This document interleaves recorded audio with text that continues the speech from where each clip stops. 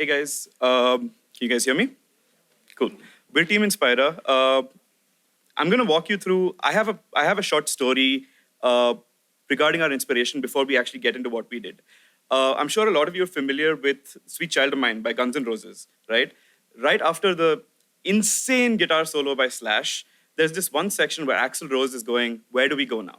Fun fact: that was actually because he had no idea what to do with the song once they were done with that solo, because it just blew his mind. For that, I'm actually going to get Ritesh on here to talk about problems that musicians face. From a perspective of a songwriter and also music producer, the problem is usually we get into this creative block. Like, where do I go now? Like you've written a melody and then you have like beautiful lyrics.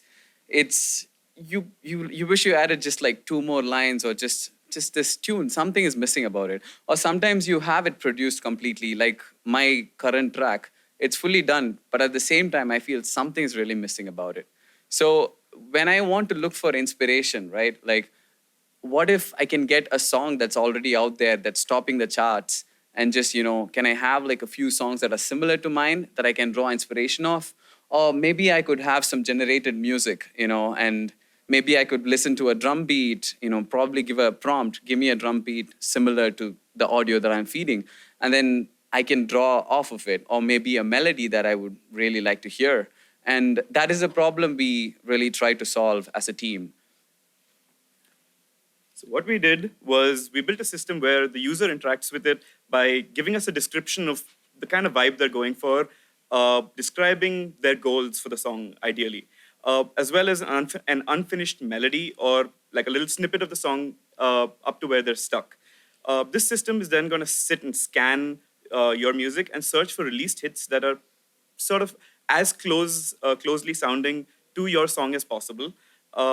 And we're also incorporating a little bit of generative AI, conditioned by the melody or song snippet that you share, along with the description of your goal, to create several ideas that you can incorporate.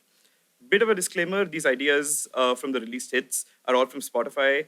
They're probably copyrighted content. Please don't steal them. Not our problem if you guys get in trouble for that. Anyway, we've got a little bit of a demo for you. I hope the audio works.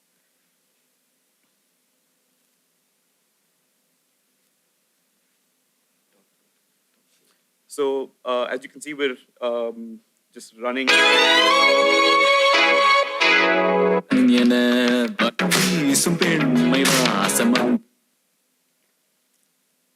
So you hit upload, it does its magic, and there you go.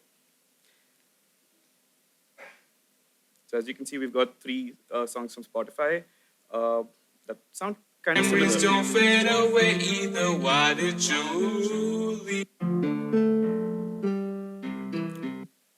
Hopefully the content's not long enough to get copyright stuck. The night away. And here's the stuff that was generated using AI.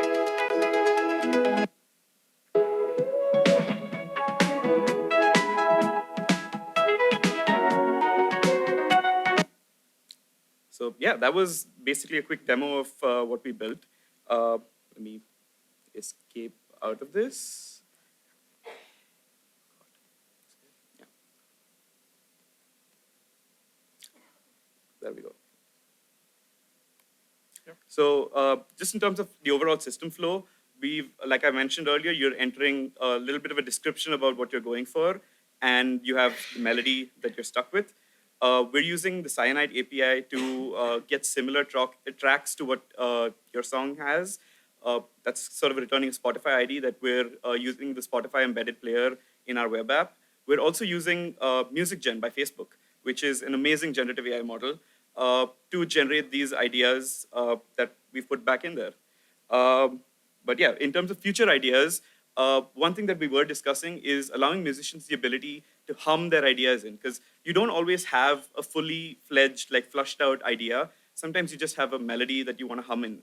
So this is something that we were thinking about, but all of these things were features we wanted to incorporate, but in 24 hours, you don't really have the time to do all of this stuff.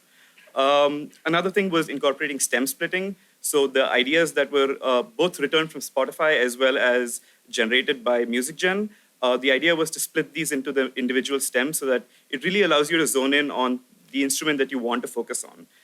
Another thing was identifying the regions within the recommended releases that are the most relevant and the most similar to your song. Because you don't want to listen to the whole track, you just want to see that bit that's actually relevant to you.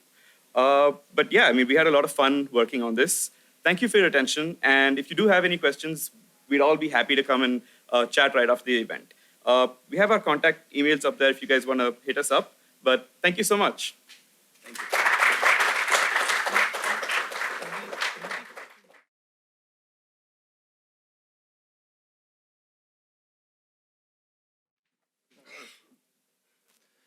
Hello, guys. We are Team Quilio. My name is Abhishek. This is Ethan. And this is Sagar, my designer and my product manager. And we are a real-time software company. And today we'd like to share with you a little tool that we've made to try and help budding musicians generate jazz chords easily. So to start with, Ethan, why don't you take it away? Oh, sorry. Sagar, take it away.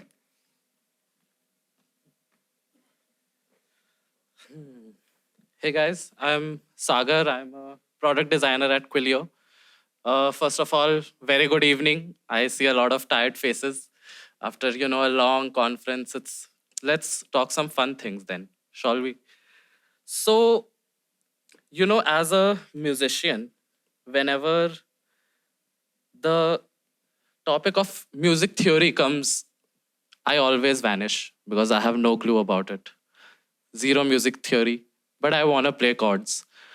Or, you could have another problem like me where I have a short, snubby neighbor and he can't play jazz at all because he has short fingers. Other than that, so this problem that we were facing, Syed had come up to us saying that, we would ideally, the problem was make a sequencer or chord generation machine, especially for jazz, because apparently he knew all about the music theory but couldn't play anything. So I would like to introduce you to Chordeezy. I know the name is like that. I have kept it intentionally Chordeezy because it makes chords easy. Who wrote that? I'm hurt. But I'll tell you what it does. So Chordeezy basically lets you choose and audition notes that would, that if you play together, it would be harmonically, compatible with the root note that you choose for the chord. And you can play very complex chords with this, regardless of any, prior history with music theory, if you know anything. So, yeah, another problem that I faced when I was producing, this little devil spawn that you can see, usually runs over my keyboard and messes up all of my MIDI notations. All of them, and it doesn't sound good.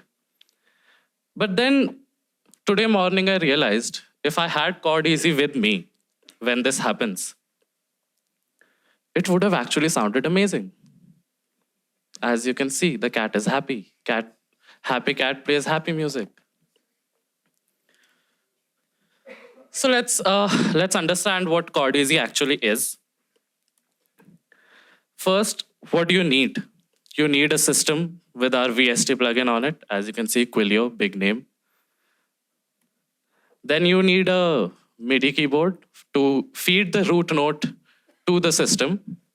And then you need a launchpad that we are using as an XY pad that helps in making chord generation be possible. Oh, and how all good things in life are fleeting in nature, I'm gonna have to end our playful banter and give the mic to Ethan so that he can explain what's happening under the hood. Please come here before I say anything questionable. Thanks, Sagar. So yeah, to restate like what he said about what the problem statement was, it was to be able to, wait, I forgot to introduce myself. So I'm a consulting product manager at Quillio. And this is the product that we worked on to solve the specific problem that he mentioned, which was if you don't know too much music theory, it can get difficult to create complex chords. So our hack over here is something of this sort, where we're using the launchpad, which is 8x8 grid of pads, and we're using that as an XY pad, where you hit any random pad after choosing the root note. You can add to that particular root note different different notes that are relevant to the scale that you set. So you have to set the scale. That was another thing to mention. And the closer the pad is to the initial pad that you select or you hold down, that is going to be far more relevant or compatible to the chord. It's going to create a chord that's more compatible or suitable for the root note that you have selected. So it's supporting it. Right, so as I said, the user first selects the scale in the UI, and after entering the root note from the MIDI controller that might be separate, you hit any pad and it plays the root note. That's the first thing that goes on. Then the adjacent pads become notes that when added to this existing chord, at the moment it's just one note chord for that matter. If you add the next chord, the next note, it'll become a dyad that is harmonically compatible with the root note. But if you choose a pad that's further away from the root pad that you've selected, it's going to be far less harmonically compatible. And what this basically allows you to do, intuitively speaking, I mean, from a user experience point of view, is that you can create simple chords if your pads are closer together. But if you want to make complex chords, all you got to do is stretch your fingers a little bit further apart, and then you get far more complicated chords that are still suitable for what you're playing with the lead or the root note at that point in time. And yeah, so I'd like to sort of explain a little bit about how this is mapping the notes per se, right? All right, so I got to rush through this. But if you can see on this, I won't explain specifically the nitty-gritties. But you hit the root note right in the center there on the left, as you can see. And you may want to choose maybe like the next pad right next to it.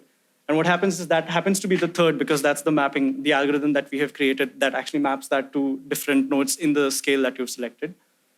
And yeah, and you can like basically build your chord as you go. And the thing is, it's dynamic, wherein based on whatever pad you last selected, the mapping changes based on that.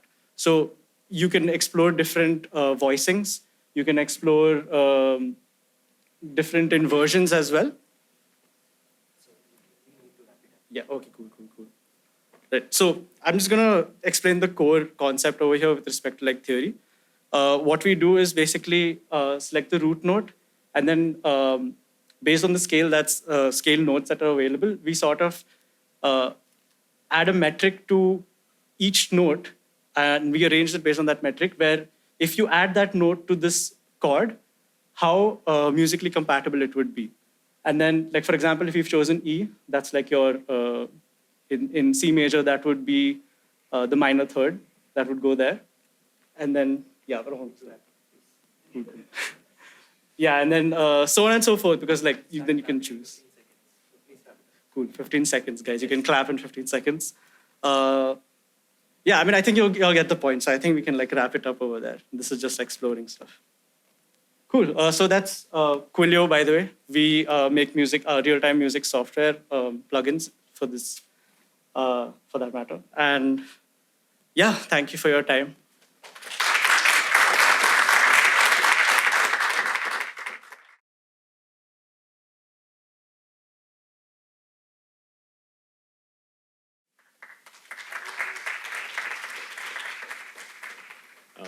Hi, everyone. I'm Suhit, and I worked on this audio-based game called Fly By Ear. which aims to be accessible to people with visual impairments. So this was there was a prototype that I earlier made with my friend Akshay Bharwani, which is available on the web, and I'll share that link with you guys. And that is made that's to be played on a computer or laptop keyboard. So I thought for the hack day, I would adapt it for the smartphone because it's a flying game. And I thought it'll be fun to be able to navigate this game by flying it like a pilot would. So it's like a skill-based game. So I'm just going to explain what the game is like. Keep in mind that there are no visuals whatsoever. And it's a little strange because I'm going to explain it with visuals. So you can imagine yourself to be a player that's flying in space. You're moving forward at a constant speed. And from yourself, you're emitting a pulse.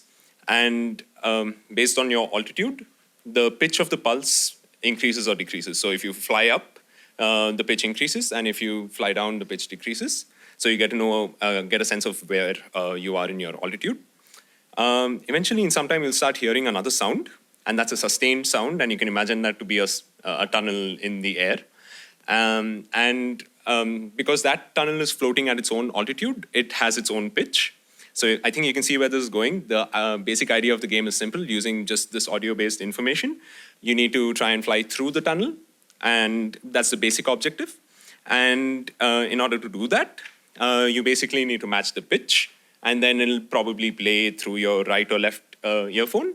So you try and center yourself in front of the tunnel. And if you do that correctly, this looks really scary. Sorry, this is something that I had to just do quickly. I'm terrible at digital, any kind of visual art.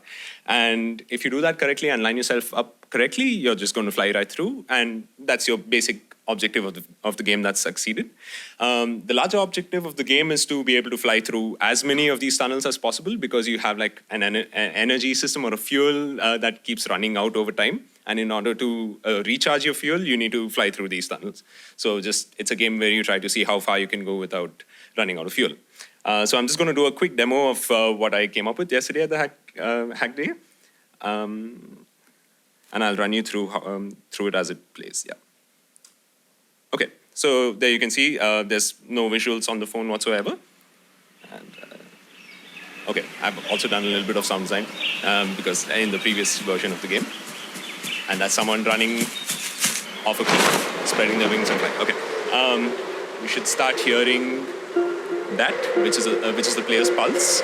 So you can see that I'm tilting the phone upwards and the pitch is increasing. And if I tilt it down, it's decreasing. So that's how you get to know how high or low you're flying. Okay, and in some time, you should start hearing another sustained sound, and that's the tunnel floating towards you. Okay, I think you can start hearing another softly. It's gradually coming towards you, so its volume is increasing. And it's at a lower pitch, so I'm tilting down. And that indicates that we are roughly at the same altitude as the tunnel. And I guess this is really tough to do. I need to make it a little easier. But I think you can also tell that it's either to the left or right slightly. And I've passed through the tunnel correctly. That's the sound that indicates that I've passed through it correctly. Okay, the next one is a little higher. So I'm starting to tilt up to go higher. Okay, I've reached the same altitude. And it must be playing more out of this speaker because it's on the left. I'm still pretty bad at this, but I think I'll just about make it. Okay, I just made it in that one. So basically, we are using this audio information to try and localize ourselves. Let's see what happens if I don't make it through the tunnel. And you can see that the next tunnel is at a lower pitch and probably playing off the right or the left. I forget which one. I think it's that one. And I'm just letting it go. And that means I've missed the tunnel. And you can also see that my pulse has increased in pace, which means I'm running out of fuel. So these are indicators of all the information that you need. And I've switched on something called a guidance system for people who aren't so familiar with music, it's like a shooting down pulse, which helps guide you towards where you need to go if you're not that pitch perfect, I guess. And yeah, I think I just barely made it into that one. So that's pretty much the game. I think the next tunnel is at the same altitude, that's why it's continuing to ring. But yeah, if I tilt up and move away from it, you can start hearing the guidance system once again say, there you go. It's going downwards to tell me that I need to go downwards. Yeah, so that's pretty much the game. And Sorry, I don't know why it's playing again. I'm trying to go to the next slide. Yeah, okay. This is a desktop web prototype. If you guys want to take a picture, I didn't put a QR code because it's not playable on the phone. So please play it on a desktop, and please make sure that your left headphone is on your left ear and the right one is on the right. Otherwise, you're just going to run out of fuel very quickly. Yeah, thank you.